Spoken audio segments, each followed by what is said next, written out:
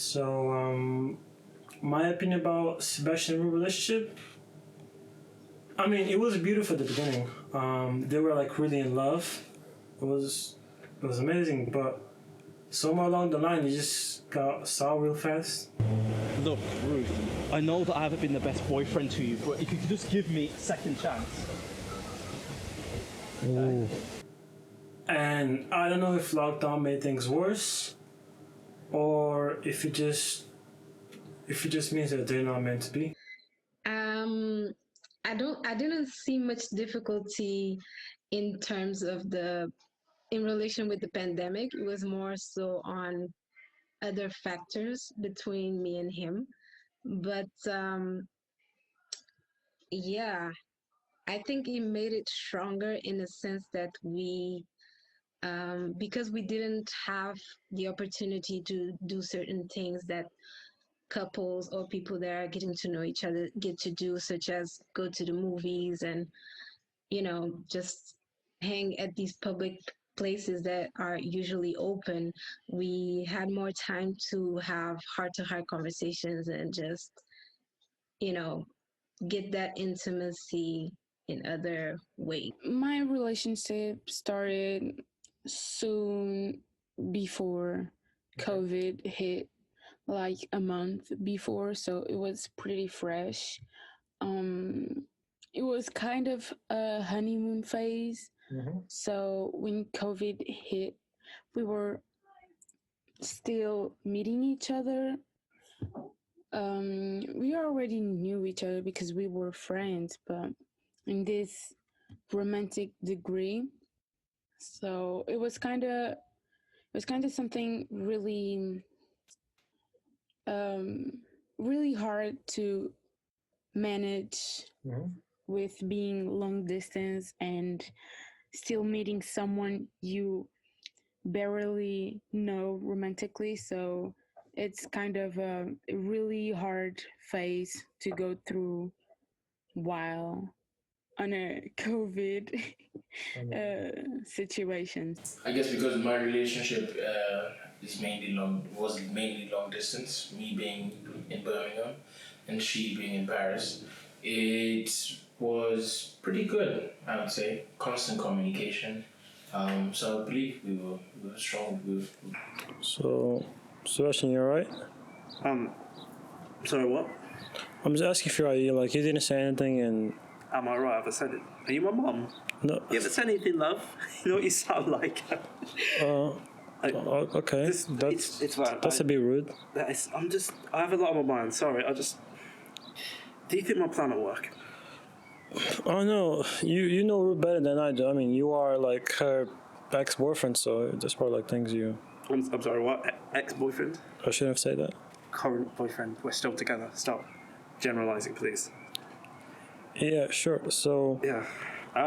What would you say to me showing up to a house with a big bouquet of flowers and possibly apologising for everything, even though I really don't want to, and hopefully you can turn our little temporary breakup into a nice little Hollywood romance. How about that?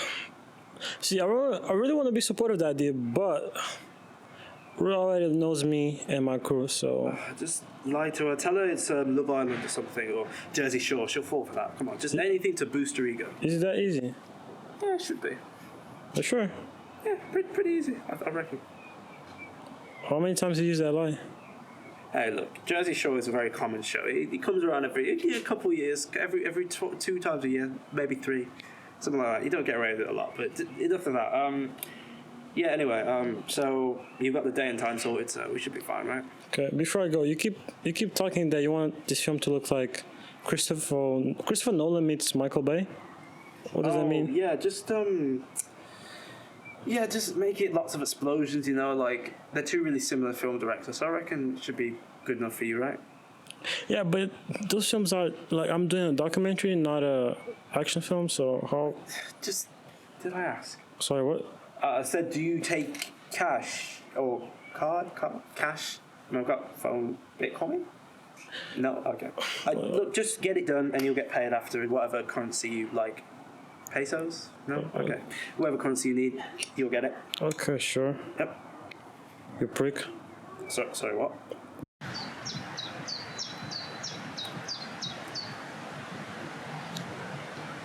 Rude? Rude. Rude. Could you, yeah, me. Yeah, thank you. Hi. So, Rude, do you see yourself getting back to Sebastian? Getting back with who? Sebastian. Wait a minute. I thought I was auditioning for West Midland Islands. No, you're not. So I'm not. No, I'm still a film student since the last time you met me. Wait, Rude, could you, wait, I am tired. I've given certification to someone I don't belong to. wait, Rude, can you please sit down, please? How much is he giving you first? Enough. I want half whatever he's giving you. Yeah, sure, whatever. I didn't give a shit. We're getting paid with Sebastian problem, and I need to look out for myself and for the camera crew.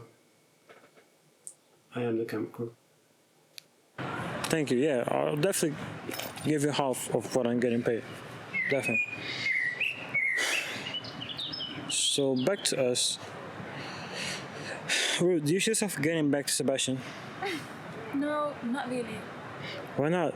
Like, don't you think like maybe you deserve a second chance? Don't you think that maybe you were the villain in this situation? You know, like you ghosted him and you want to live your best life with your friends, and he was confused. He didn't know what to do. I am exhausted. I'm dealing with his fragile ego. Is that fair for me? I know I deserve better. Better than this. Okay, so even if you're right, you know, let's say you're right. You know, hypothetically speaking. Why'd you say you're right, you know, for the sake of your argument? If you're right, what are you going to do next? Like, are you going to remain single? Are you going back to dating? What's the plan? Maybe, I don't know. I just want to be able to go shopping with my guy best friend without worrying about Sebastian. I want to be able to do what I want. I can't even go on Zoom call dates without worrying about Sebastian. And all we're doing is talking and I feel like I'm doing something wrong. Is that fair for me? No, you're right. Thank you. That's why I was so glad when the first lockdown happened because it gave me time to think about our relationship. So what's the conclusion? Yeah, I mean, in general, I think he contributed towards my happiness a good bit, especially due to the fact that around that time, also a few of my friends were away, and yeah, and also other factors that happen with work and other things.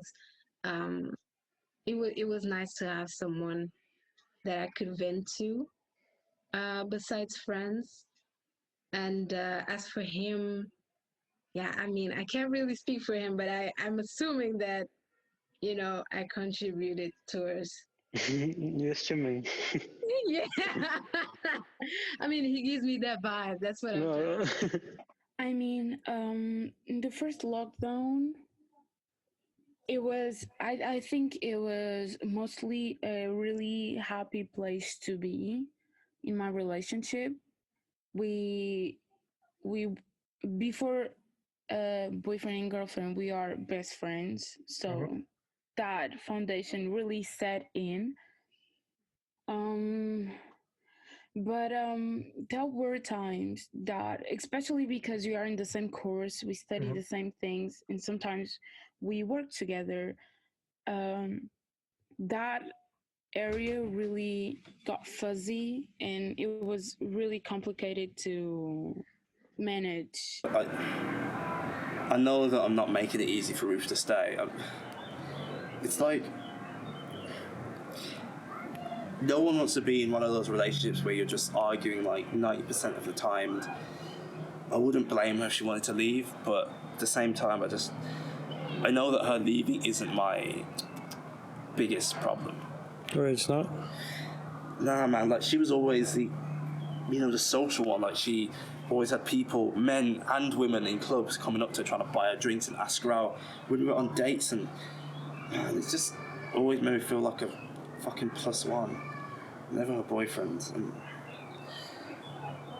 I just know that right now there's some weirdo trying to get her to go on like a yoga Zoom date or, you know, do some weird spiritual crap with her. It's just not me, you know. So, I mean, what do you expect having like Ruth around you, like dating again, when she doesn't want you? It's kind of like she made it clear, right? It's lonely, I guess. She's the only person that I know that makes me feel less lonely. If I could done something different, I mean, I don't know. I think what we did was always what felt right, so I really don't regret that. And it never felt like it was a misstep or something I did wrong. There were a couple of things like some arguments and some little things that could be avoided, but at the end of the day, they were there so we could profound our relationship, like go deep. You know, there are little things that are an alert for something bigger. Yeah. And we got to understand that.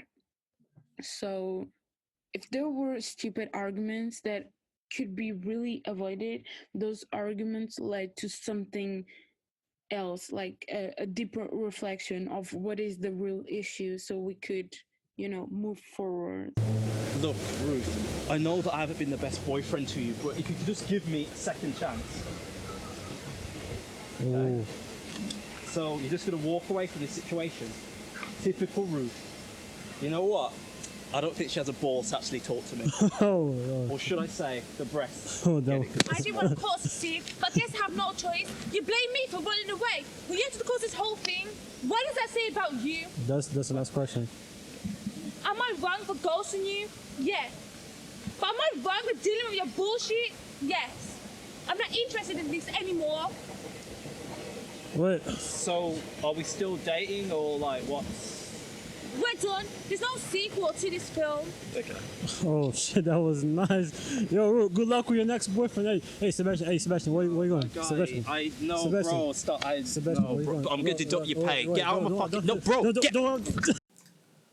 So I may or may not set up Sebastian and Ruth for a date without their consent. I know it's a bad thing, but this is what I'm here to do. Sebastian asked me, he requested me to film him and Ruth getting back together, and yeah, that's my job. That's my role. Like, plus I'm here to get paid. So that's what he asked for. Things didn't go well, but that's not my problem. I think that, when you're going through a rough patch with your partner, just try to have lots of communication, honest communication, and vulnerable communication, and try to see if after that conversation you guys grow towards each other or feel more distance from each other. And I think that it's a big factor because it makes you really evaluate your relationship and where you guys are at. And yeah, if it comes out natural, if these things like such as conversations, vulnerable conversations come out natural, that's a good thing. And it means that you guys have something special, and perhaps you should preserve that and fight for it. Um, and yeah, it's okay to also take breaks from each other and focus on your own things, and notice if you miss the person when you guys are away, because that probably also tells you something. For one, I'm not gonna trash talk and say that long distance relationships suck and stuff. They are challenging, like as much as any kind of even face to face relationship. But if you do feel like you do care about this person, I would say 100%. If you do think you have the capability to keep up with the relationship, then go ahead. Because with that comes with a lot of new experiences. Yeah. But at the same time, I would also warn against it, because Well, yo. Man is man, though, you know. You gotta be saying it. Yeah, you know. Hey, I would just say it just gets a bit dry. Yeah. So. Yeah, I got you. To take it easy, be patient, because I'm a really erratic person. If someone doesn't talk to me, I won't understand why that person cannot open up if I open up to them. And with my partner, I had to be patient. So much patience it's needed, because not everyone is like you, not everyone will understand you. And if you want to make something work, you have to listen to that person. It's just not trying to talk over that person, trying to change that person, trying to resolve their problems. That person needs to come to those resolutions within herself.